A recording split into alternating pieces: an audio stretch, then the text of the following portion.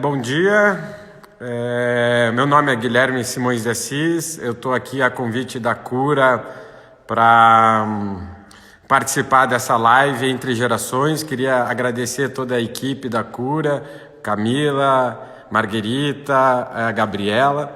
E agora a gente vai falar um pouco sobre a Simões de Assis. E o Valdir Simões é meu pai, está entrando logo mais. E sobre as nossas galerias, como que nós iniciamos, e vai ser super bacana tê-los todos conosco aqui. Olá, tudo bem? Bom dia a todos, obrigado pela Cura, Camila, Marguerita, e estamos felizes de poder participar e contar um pouquinho da nossa história para vocês. Bom, a Galeria Simões de Assis foi fundada em 1984 por mim, recém-formado em arquitetura, fazia pouco tempo que eu estava tendo essa atividade como arquiteto, e surgiu, através do exercício da arquitetura e o incentivo de alguns artistas que eu estava tendo contato no Rio e São Paulo, a ideia de criar uma galeria de arte. E tudo começou numa exposição em 84, no início de 84, no MAN de São Paulo, na qual estava sendo apresentada a coleção do Gilberto Chateaubriand.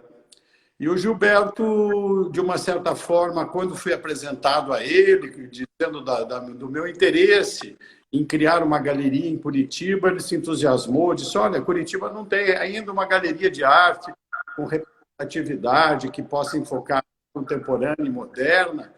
Eu quero ser teu amigo e te apresentar alguns artistas que eu acho que são fundamentais, que faziam parte da coleção dele, que inclusive estavam presentes nessa antológica mostra no MAN de São Paulo.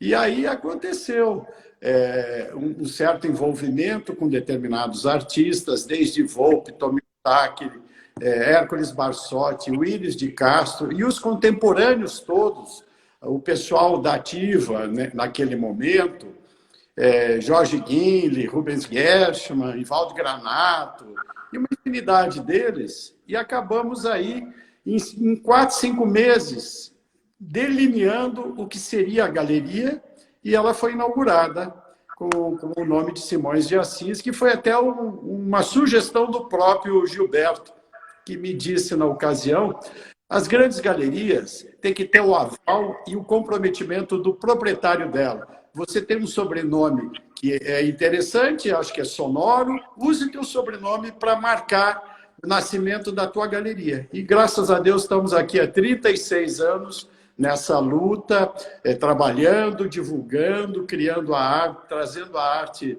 para o Paraná, para a região sul, né? E ao longo desse período, nós tivemos aí a possibilidade de criar também uma editora de arte para documentar as nossas exposições através de catálogos, de livros de arte dos artistas representados. E, no entanto, a gente teve assim, alguns envolvimentos interessantes no início. Um deles é o artista Cícero Dias, que eu conheci em 87 em Paris, e a partir desse primeiro encontro com ele, parecíamos que eram velhos amigos de muito tempo, existindo uma diferença etária entre a gente de 5 décadas, mas ele era uma pessoa de um espírito tão jovial, uma pessoa tão agradável. E cada um desses nossos encontros, que ocorria quase sempre anualmente, a gente saía de lá, eu saía de lá, falava: puxa, eu tenho que documentar tudo isso que ele tem me contado. E surgiu daí a possibilidade de ter feito um livro, alguns anos depois, onde a gente reproduziu toda a sua biografia, a sua história e as principais obras da sua produção ao longo de uma existência profícua de 7 décadas de pintura. E daí essa situação toda foi muito interessante. Tomi Otaki foi uma artista que também esteve no primeiro momento da galeria e, inclusive, visitou o Guilherme e a Laura nossos filhos, meu e de Flávia, que foi sempre a minha parceira desde o início, participando sempre no background da galeria, colaborando, tendo ideias interessantes. Uma grande parceira, que é a mãe do Guilherme e da Laura, e com isto, esses meninos nasceram nesse universo, foram embalados pela arte desde o primeiro momento, mas cada um deles teve uma trajetória bastante particular, individual, que eu achava que eles deveriam realmente buscar o que eles gostassem. O Guilherme se formou em Direito e Administração de Empresas, a Laura também em Direito, e no final eles, vivendo sempre a galeria, tiveram as suas experiências profissionais dentro dessas áreas, mas um dia chega para mim a Laura e disse: pai, eu não quero exercer o direito, eu quero trabalhar com você.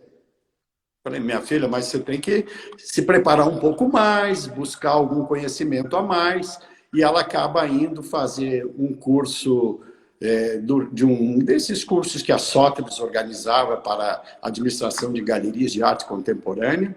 E no retorno dela, o Guilherme, que estava voltando de um período ligado à extensão de um curso de business em Barcelona, toma conhecimento da intenção, ele diz: poxa, mas eu quero ser sócio desse projeto.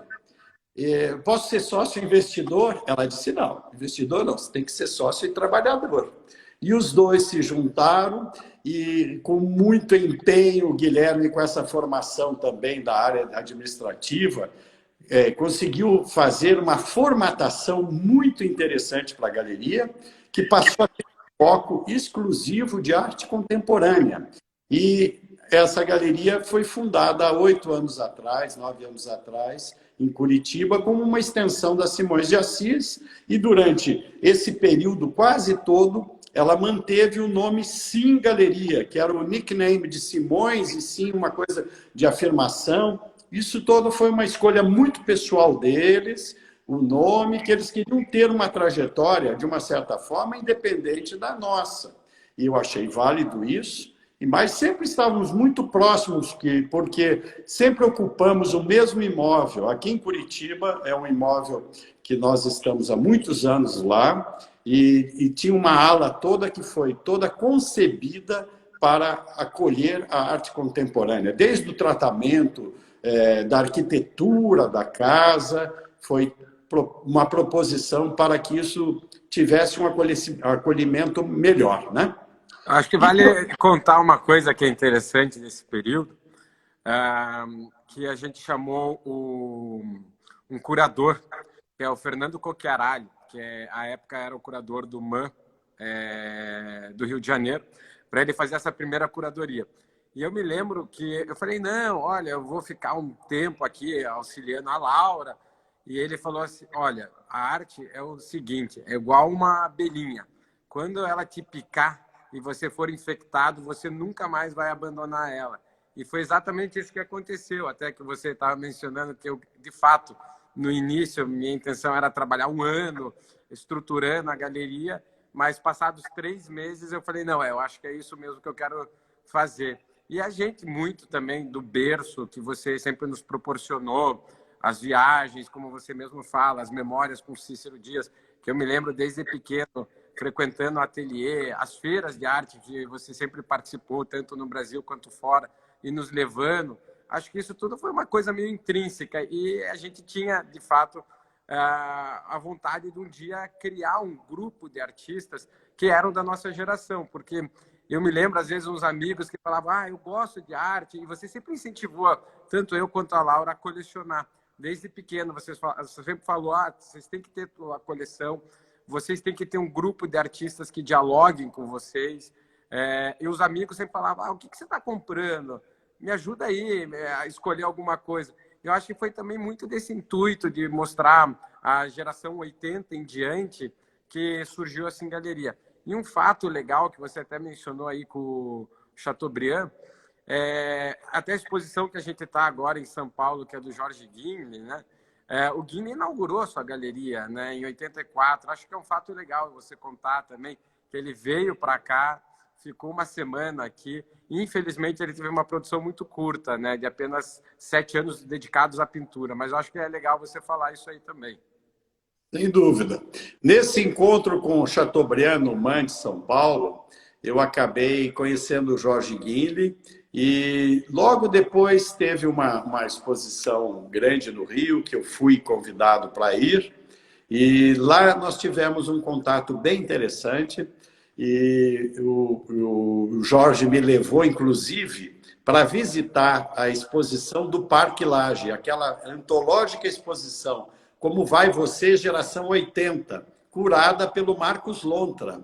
E passei uma tarde super agradável, e o Jorge foi, de uma certa forma, um certo farol dessa geração 80, porque ele teve uma vivência muito fora do país, teve a oportunidade de viver entre Paris e Nova York, e lá ele tomou contato com a obra dos expressionistas americanos, e em Paris ele se sentiu muito atraído pela obra de vários artistas de uma certa geração ligada à modernização da arte, à contemporaneização da arte moderna, né? E acabou-se que ele era um rapaz culto, ele gostava de cinema, gostava de literatura, gostava de arte. E quando ele chega no Rio de Janeiro, de volta, já no final dos anos 70, ele acaba sendo, como eu disse, um farol para essa geração super jovem, de Beatriz Milhazes, Adriana Varejão, o Gonçalo Ivo, Zerbini, todos esses artistas com os quais ele acabou tendo um diálogo e, ao mesmo tempo, valorizando determinados artistas ligados ao concretismo brasileiro, o neoconcretismo. E ele teve uma aproximação também com uma geração acima dele, né, com Lígia Clark, o Hélio Oiticica. E ele tinha uma página que ele escrevia na revista Interview, onde ele entrevistava esses grandes artistas com uma matéria bem peculiar, mostrando as entrelinhas das criações. E nessa mostra que nós estamos, nesse momento, com ela em São Paulo, até me trouxe muita satisfação o Guilherme, que está à frente da Galeria de São Paulo, junto com a Laura, que está conosco aí em Curitiba, bolando uma exposição que trouxesse a obra do Guinle, criando um certo resgate. Uma coisa que nós temos procurado fazer com as duas galerias juntas, buscando valores que, de repente, estão um pouco postos de lado, revalorizando a obra de alguns artistas e procurando trazer também a obra de artistas de fora para cá, sendo mostradas dentro de um conjunto entre arte moderna e contemporânea. E agora o Guilherme pode falar que ele se envolveu muito com isso. Eu ainda tinha guardado alguma coisa da sua produção, da época da exposição de Curitiba, e nós fomos, ao longo de um período, constituindo um acervo para trazer a mostra nessa exposição, onde ali existem algumas obras que são do acervo da galeria e algumas que a gente solicitou a determinados colecionadores em empréstimo. Infelizmente, nós tivemos alguma dificuldade em função desse período, né, que estamos passando, que essa mostra tinha já uma data marcada para o mês de março, uma abertura, com palestras da Wanda Clabin, e, enfim, que foi ela, uma das e o Ronaldo também, e o Ronaldo Brito iriam fazer palestras dentro da galeria, mostrando as obras, mas, infelizmente, ela está sendo mostrada somente online, né? Não, e com hora marcada. Nós estamos recebendo também com hora marcada. Mas acho legal a gente também comentar um pouco a trajetória, né? Então, a Simões de Assis foi criada em 84, em Curitiba, por você, sempre também muito atento com a produção, não só nacional, como internacional, ainda muito focada na América Latina, que é o caso do Carmelo Ardenquim, que é um artista que você representa o Espólio.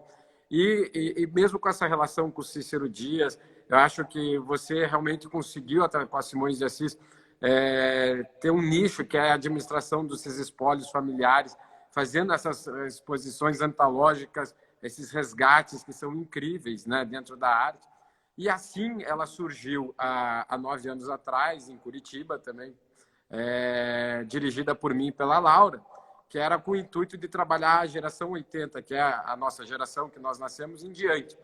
Mas a gente começou a perceber que tinha muito diálogo entre os artistas e não mais essa necessidade dessa segregação, né, do moderno, do concreto e do contemporâneo, que sempre existiu isso dentro do universo do mercado da arte brasileira.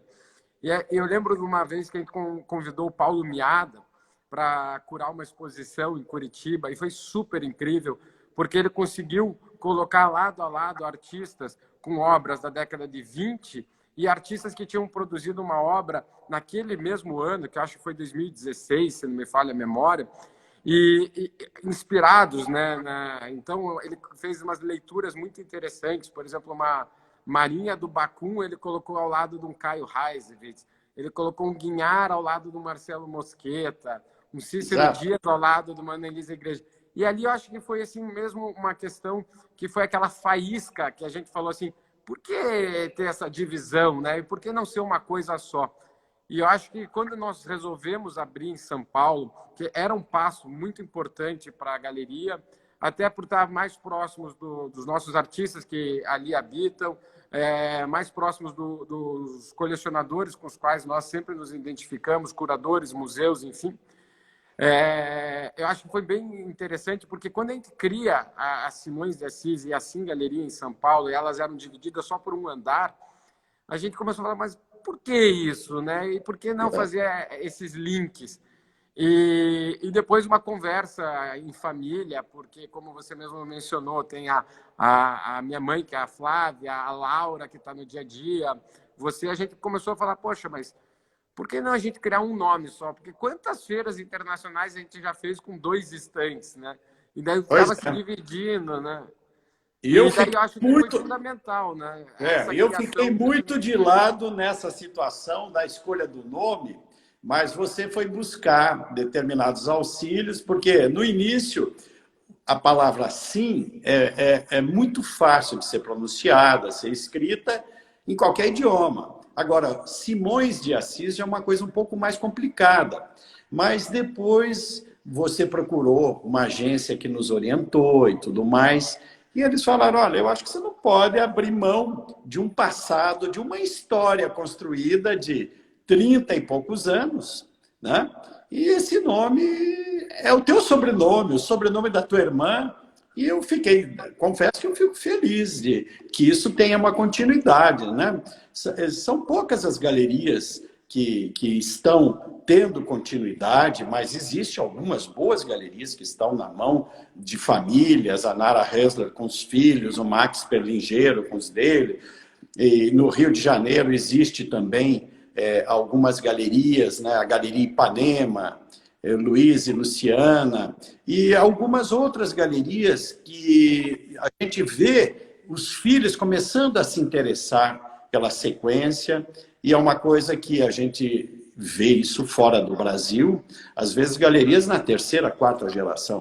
Isso realmente empolga, e é um trabalho que você tem que ter paixão, agora tem que estudar, tem que pesquisar, tem que cada vez mais se informar, porque é um universo tão dinâmico e que se renova tanto que não dá para ficar só em cima do livro da história da arte, e também tem que se pensar no caminho à frente da arte, as coisas que estão sendo feitas, as coisas que estão sendo construídas.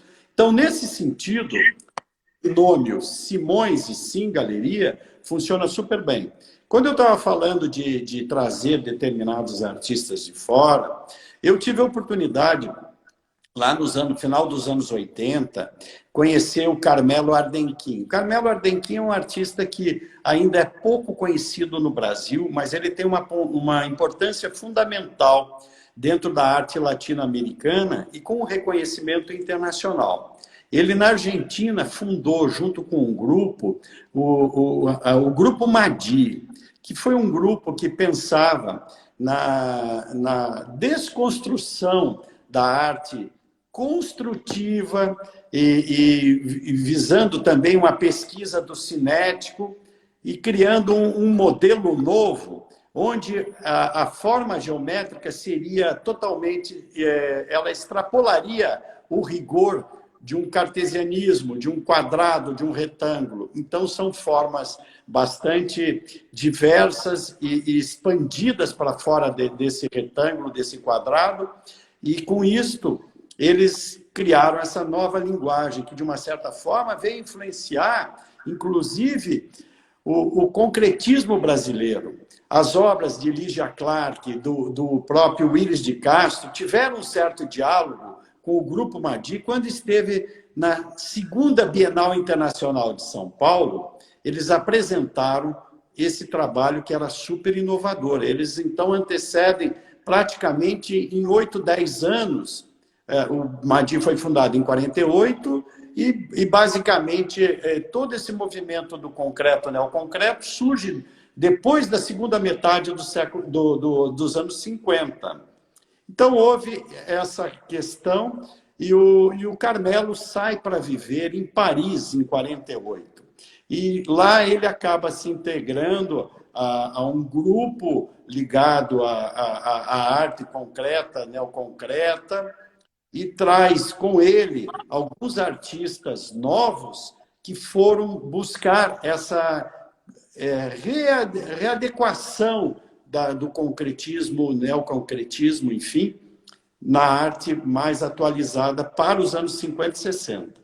E é super interessante, até fazendo um gancho, né, desse seu olhar, que tem muito a parte da arte concreta, a arte cinética, como na América Latina a gente consegue ver desdobramentos disso, inclusive da arte contemporânea, né?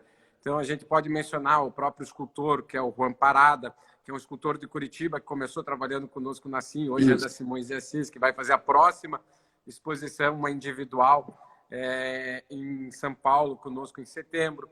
A Marina Vefor, que também, a partir do tecido, ela vai criando esses desenhos, essas quase pinturas, como a Aracido Amaral fala, através dessas sombras que ela vai desfiando.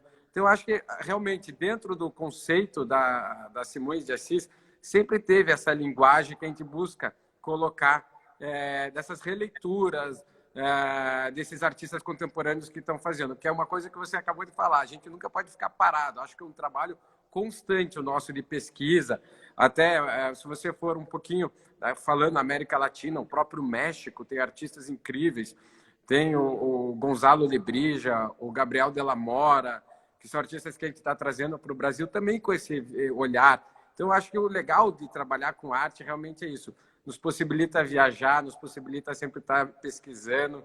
Enfim, continua aí que eu só quis pegar esse gancho. Não, e é bacana isso, porque esse novo olhar que você e a Laura trouxeram para a galeria, de repente, vocês foram buscar alguns artistas jovens, contemporâneos, fora do país, e eu, às vezes, tinha uma certa dificuldade em trazer determinadas coisas pela alta tributação que a nossa legislação impõe para a vinda de obras de arte estrangeiras, que você tem aproximadamente 48% de imposto de importação para uma obra de arte. E vocês acabaram convidando alguns artistas que começaram a serem mostrados aqui através da galeria nesses últimos 5, 6 anos, que eles fizeram residências. A gente montava um esquema de fazer a locação de um ateliê, uma locação de um apartamento para que eles pudessem viver. E eles passavam 2, 3 meses no Brasil e, de uma maneira em geral, todos se apaixonavam por isso. E acabamos trazendo alguns artistas, né, que o Frank Amerland, a Katinka, que veio de Berlim. Me ajuda aí, quem mais? Tem inúmeros. Isso, fotógrafo. James English Leary. Já trouxemos alguns artistas, inclusive, que a gente... Uma coisa que é legal falar também é muito dessa relação nossa com as instituições. Então, por exemplo, Curitiba tem o Museu Oscar Niemeyer, que é um museu de excelência aqui, E a gente sempre teve muito próximo, tem a Bienal de Curitiba, então, inúmeras vezes a gente conseguiu apoiar a Bienal com a vinda de artistas internacionais, obras internacionais. E eu acho que esse também é um papel muito importante da galeria, né? Não só o fato comercial, mas muito o fato da educação, que é uma tecla que eu acho que a gente sempre bateu muito, né? Então, por exemplo, em Curitiba, durante esses 9 anos de existência de Sim Galeria, e mesmo com a Simões, né? Quantas vezes a gente trouxe pessoas para ministrar cursos, para fazer falas, palestras, mesmo visitas guiadas. E os artistas realmente internacionais, a gente olha para o mundo inteiro, né? Então, a gente não fica só olhando o Brasil ou só a América Latina. E, realmente, eu acho que não tem como não se apaixonar pelo Brasil. Você até mencionou o caso do Frank Ameland, que é um holandês. Ele já esteve aqui conosco diversas vezes, acho umas 5 vezes. E quando eu apresentei Florianópolis para ele, ele se apaixonou. Então, ele falou que queria se mudar para o Brasil para ficar morando em Florianópolis. Mas eu acho que é super bacana isso, de fazer esses Eu diálogos. acho que você pegou um gancho muito interessante sobre o Museu Oscar Niemeyer. Eu acho isso relevante e eu gostaria até de contar um pouquinho dessa história, porque eu tive um contato com o início desse projeto. O Museu Oscar Niemeyer está localizado basicamente num edifício que foi concebido nos anos 60 pelo governador Paulo Pimentel e trouxe o Niemeyer para projetar ali um grande colégio, uma grande instituição pública de ensino. E ele já fez todo esse processo da arquitetura, a concepção, com lajes protendidas, com grandes vãos, pés direitos altos. Então, ele fez um grande tijolo que tem 20 mil metros quadrados, com um pátio central onde entraria a iluminação, o resto todo fechado.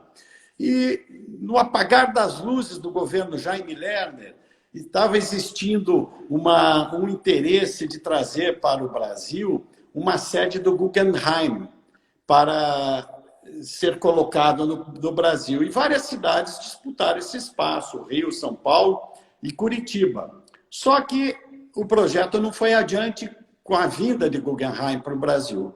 Só que, nesse momento, o governo estava já disposto a criar um grande museu aqui no Paraná, que nós tínhamos algumas instituições museológicas menores, mas lá nós teríamos uma arquitetura extraordinária e houve aí um apreço do Oscar Niemeyer, que eu tive a oportunidade de 2 vezes ao ateliê dele no Rio de Janeiro, na época da construção. O Jaime criou, ele detestava viajar de avião, criou um sistema com câmeras para ele assistir à demolição daquelas divisórias, que eram todas divisórias mesmo, mas em alvenaria.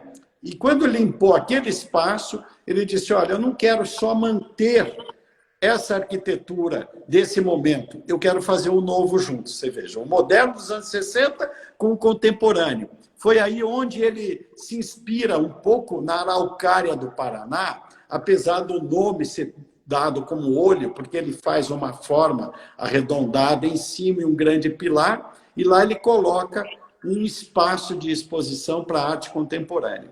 Então, esse museu, acho que em 18 meses, ele ficou pronto.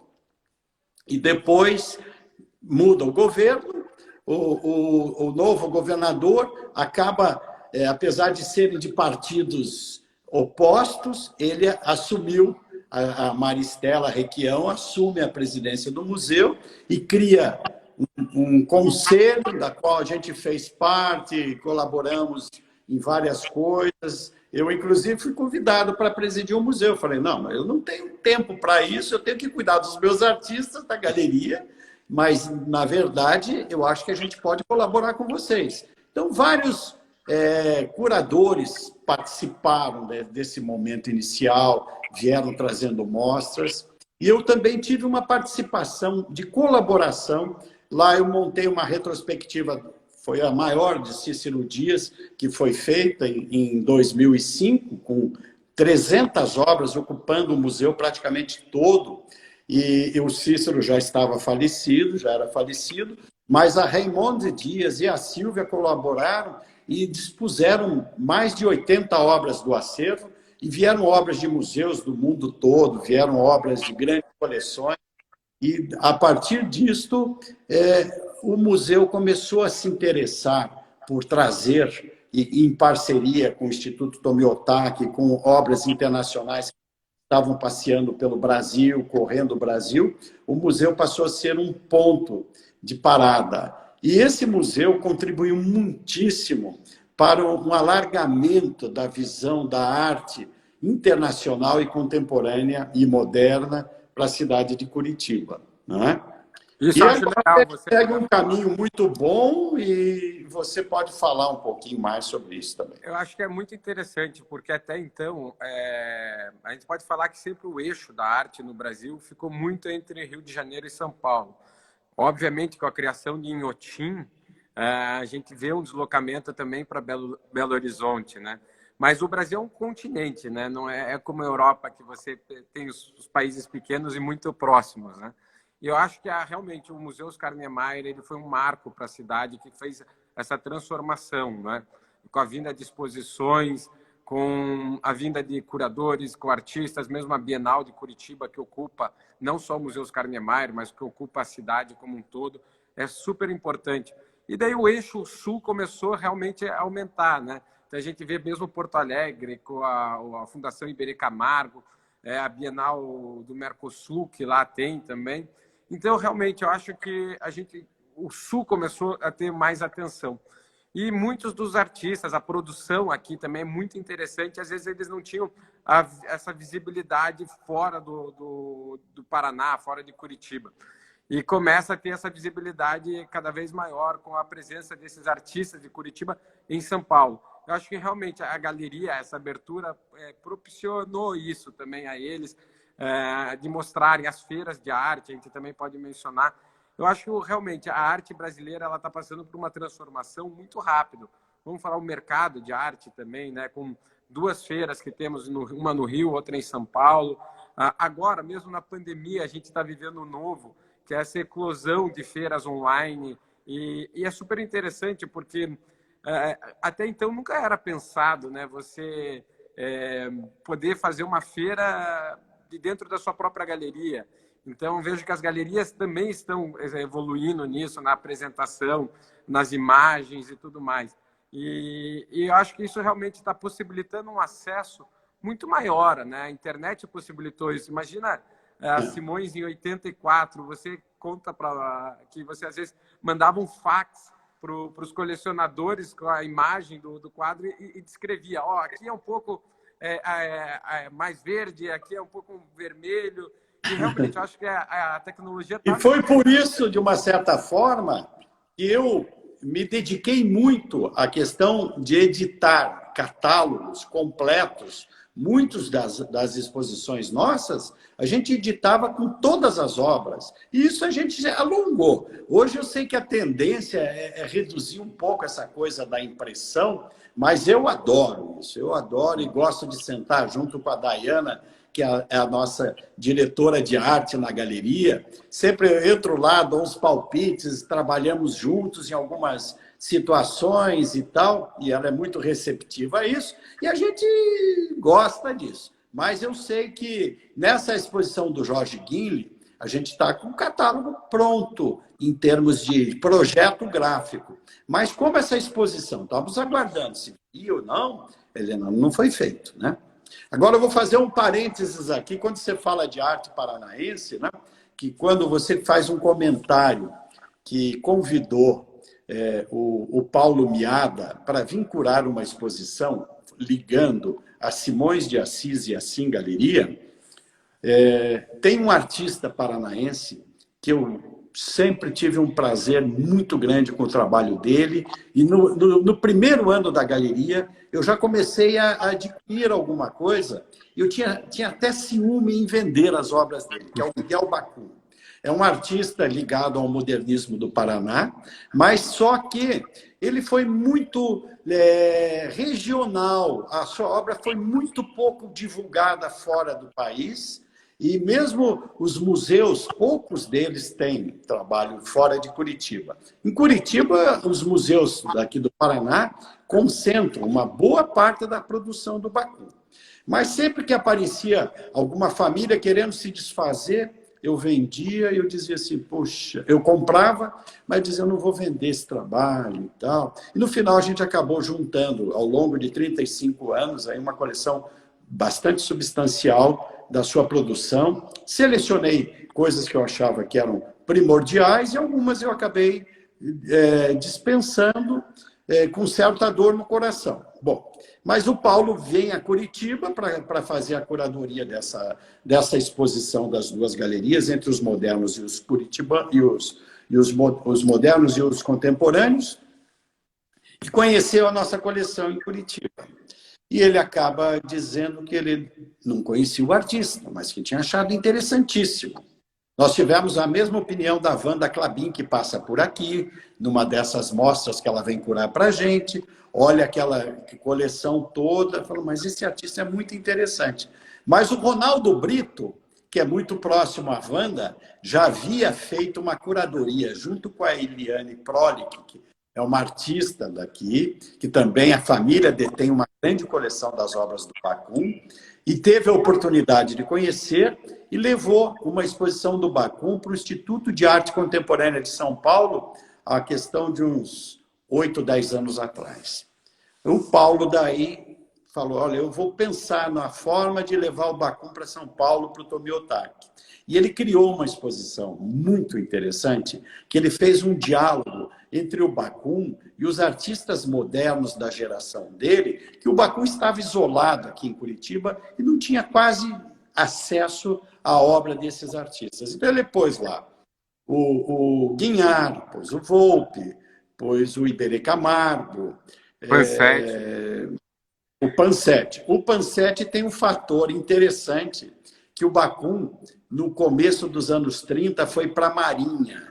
E ele acaba indo servir no Rio de Janeiro e conhece o Pansete durante um período ali. Eles ficam uns 6 meses no convés dos navios desenhando alguma coisa. Só que o Bacum tem um acidente, que ele leva um tombo, cai no convés e acaba sendo posto para fora da Marinha, porque ele não teria condição de exercer plenamente a sua função.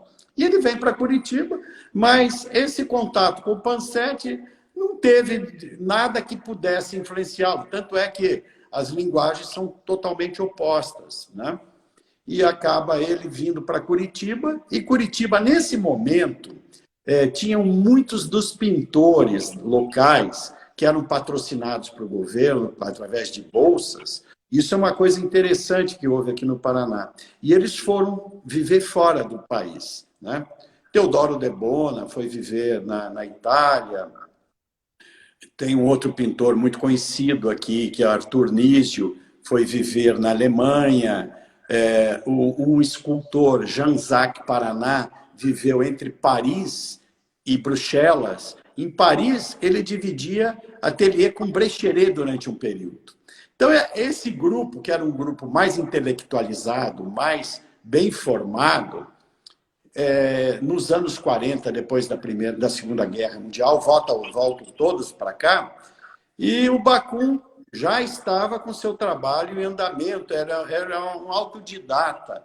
Quando ele vem para Curitiba, sai da Marinha e vem para cá, uma das formas dele, da sua sobrevivência, ele era um lambe-lambe, ele fotografava maravilhosamente bem, ia para as praças fotografar as pessoas.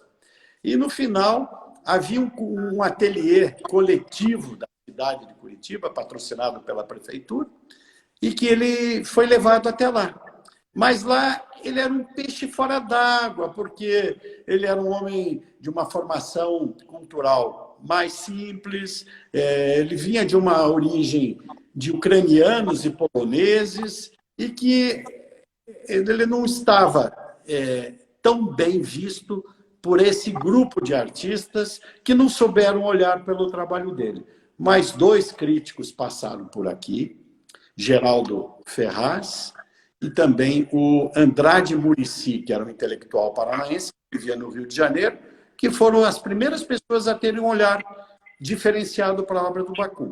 Hoje o Bacum tem aqui em Curitiba a Sala Miguel Bacum, dentro de museu, ele é disputadíssimo pelos paranaenses. Mas essa andada dele, essa exposição feita no Tomiotaki, a exposição anterior Mas curada... acho legal a linguagem que o Paulo faz, que nessa exposição do Tomiotaki ele também coloca o Bacum com uma linguagem com os contemporâneos. Exatamente. Ele coloca Lucas Arruda, o próprio Caio Reisewitz, que a gente já tinha comentado anteriormente, o Marcelo Mosqueta, teve outros artistas super interessantes dentro da mostra que amarram ela.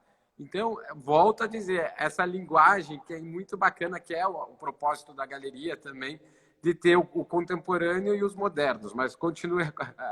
Não, eu só queria citar isso, assim, né, dessa busca, e de repente você, com todo o olhar para a arte contemporânea, você conhece e descobre a obra da Niobe Chandor e se entusiasmou muitíssimo por ela.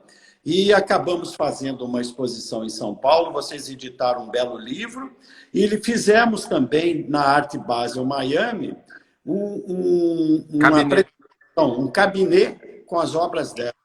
E houve interesse por parte de pessoas ligadas ao mercado internacional, até uma galeria americana, que você pode contar melhor isso, está se empenhando para fazer uma exposição dela lá, né? Isso era segredo, você não podia contar. Aqui, não, mas nós também somos amigos, deixa acontecer. Não, é verdade. Eu acho que as feiras internacionais também possibilitam isso, mostrar a produção brasileira. Então, a gente já participa de Miami há 6 anos, né? E todo ano, quando a gente leva um artista, também o intuito da galeria é promover a carreira desse artista, seja ele ainda em produção ou já falecido. Então, é interessantíssimo. Por exemplo, nessa última edição de Miami, o caso da Marina Vefort, que é uma artista que eu mencionei anteriormente, a gente vendeu 4 trabalhos para uma fundação muito importante de Michigan. Tem o interesse de uma galeria muito importante dos Estados Unidos de fazer uma exposição dela. Infelizmente, o Covid atrapalhou um pouco tudo. Mas o caso da Niobe, o próprio Museu de Houston, está super em contato conosco, porque eles realmente enxergam dentro dela uma potência dentro do trabalho e gostariam de ter um trabalho dentro da coleção. Então, eu acho que realmente essa redescoberta desses artistas, esse reposicionamento deles é muito importante, que é o caso do Guinle, que a gente está fazendo, muito com o auxílio da Wanda, do Ronaldo, do Luiz Danielen, que também é amigo nosso, um grande colecionador da obra dele. Eu acho que realmente isso é importantíssimo, a gente recolocar. Então, a Niobe, por exemplo, tem um caso até com uma galeria que tem na Europa e nos Estados Unidos que representa o Penck, que é a Michael Werner. Então, tentar pensar essa linguagem dela, que é 20 anos antes do início da produção do Penck, que começa nos anos 80. Enfim, tem muitas coisas que a gente vai desdobrando, né? E volto a dizer, a produção brasileira ela é muito rica. E é muito importante também trazer artistas de fora para cá, para que eles possam, os colecionadores, as instituições brasileiras, possam ter contato com esses artistas, com essas produções internacionais. E eu vejo que os brasileiros, os colecionadores, eles estão muito atentos, né? Então, eles também estão sempre querendo buscar o novo, eles sempre estão viajando, participando das feiras, indo visitar outras galerias internacionais. Então, realmente, a internet nos possibilitou tudo. Hoje, aqui nós estamos falando, apesar de ambos estarmos em Curitiba, né? Estamos aqui conectados, mas eu, como moro em São Paulo, acho que reuniões a gente faz semanalmente através do Zoom, enfim. E o colecionador brasileiro, ele também está cada vez mais interagindo através das plataformas, o Instagram, agora esse fenômeno TikTok, eu quero ver até onde que vai isso aí. Mas também o trabalho da cura também é muito importante, como fazendo todo esse advisory, buscando, ela leva, a Camila sempre, os colecionadores para as feiras internacionais. É um papel novo que surge dentro do universo da arte, né?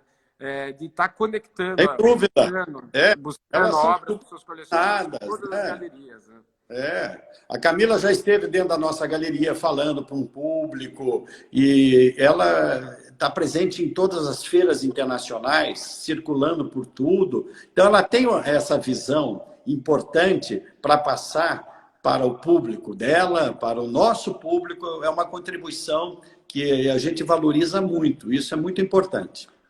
É, legal. E as histórias da galeria são inúmeras, né? A gente sempre vai resgatando. E uma coisa, É. quando eu morava em Curitiba, que a gente brincava, era que na mesa não poderia se falar de arte nem de trabalho, mas a gente nunca conseguia fugir do assunto, né? Que a gente sempre ia resgatando momentos, falando de exposições que a gente estava olhando na internet, ou publicações, enfim. Acho que isso é super válido. E essa questão do Bacum também é muito interessante, porque a gente fez a exposição individual dele o ano passado em São Paulo, que atraiu muita atenção. Tanto tiveram inúmeras reportagens em jornais, Sem em dúvida. sites, e teve vendas para coleções muito boas, tanto nacionais quanto internacionais. E tem inúmeros outros projetos aí para acontecer, né? E eu acho que assim o público de São Paulo também, quando ele tiver interesse de vir a Curitiba, é muito próximo, né? A galeria é super agradável. Aqui também o programa da galeria é muito ativo, tanto quanto São Paulo. O ano passado, por exemplo, foram 18 mostras que a gente fez, né, ao longo do ano, nesses dois espaços, que é coisa pra caramba. E teve Haja uma que foi fôlego, haja muito bacana. fôlego. Haja fôlego. E teve uma muito bacana também, que foi a curadoria do Marcelo Dantas, que a gente trouxe pela primeira Sem vez para uma dúvida. galeria uma mostra individual do Ai Weiwei, que foi concomitante ao Museu Oscar Niemeyer. Então, possibilitar o nosso público o contato com esses artistas também é super fundamental, né? Sem dúvida. É um papel, né? Aquilo que foi já mencionado por você, que a gente tem uma colaboração, tem que ter essa colaboração cultural junto às instituições para aproximar os nossos artistas, os artistas de outras galerias, inclusive, que venham para Curitiba e sejam mostrados pelos museus de uma forma um pouco mais aberta, porque às vezes existe uma certa intimidação de um certo público para visitar uma exposição numa galeria. Agora, um museu que tem as portas abertas, que recebe 15, 20 mil visitas durante uma exposição, até mais que isso, é uma forma muito democrática. Nós sempre tivemos um pouco essa função também, de criarmos dentro da galeria visitas agendadas de algumas escolas, tal. Os estudantes universitários sempre são presenças frequentes ligadas à área de arte, estética, enfim, e que é uma forma que, às vezes, o museu também não está trazendo o recente, né? E a galeria traz o recente, né? O Eu acho que museu isso é traz mais o fundamental. consagrado, né? É verdade. Por exemplo, após até essa mostra do Guinle, que a gente está falando, que é esse resgate desse artista que teve uma produção muito curta, né, de pintura, desde a primeira individual dele, que foi em 1980, até a sua última exposição ainda em vida, foi em 87, então são apenas 7 anos mesmo. A gente também traz uma coisa nova, e as duas próximas exposições que a gente vai ter em São Paulo são de artistas paranaenses, mas que moram em São Paulo, que é uma pintora Agora, chamada Maya Weissoff e o Juan Parada, né? E o Juan tem um fato interessante. O Juan vai ter a curadoria do Mathieu, que é um curador francês, que é muito ligado à arte cinética. Já a Maya vai ter um texto e uma colaboração muito próxima com a Fernanda Brenner, que é a diretora do Pivô. Então, acho que realmente é muito importante a gente também estar fazendo essa reciclagem, assim podemos chamar, mas sempre mostrando gerações distintas. E é interessante também a gente mencionar uma outra questão, que é o surgimento desses espaços independentes, que começam a aparecer aí nos últimos anos, que sejam mesmo residências, que era uma coisa que até então não existia com tanta frequência no Brasil. O próprio Pivô, como espaço experimental, o espaço de pesquisa, é super bacana. E às vezes eu sinto falta disso em Curitiba, de existir esse espaço realmente, mas quem sabe pode ser uma coisa aí que a gente possa criar aí num futuro próximo, né? sem dúvida. Olha, ainda insistindo um pouquinho com relação à questão da exposição do Gimli, que é uma pena ela estar fechada, né? Não, E volto a dizer, ela não está fechada, ela não, está tá assim, funcionando. ela tem que ser marcada, a visita, by appointment, mas eu digo que essa dificuldade desse momento está nos impedindo de ter um trabalho cultural, das palestras dos curadores da mostra, dos críticos colaboradores, Wanda e Ronaldo Brito, Wanda Clabin e Ronaldo Brito, que nós tínhamos todo um esquema agendado para eles estarem presentes, para eles falarem sobre a obra, porque a Wanda foi amiga de geração do Jorginho Guinle, O e o Ronaldo Ronaldo também. também. O Ronaldo foi um grande amigo.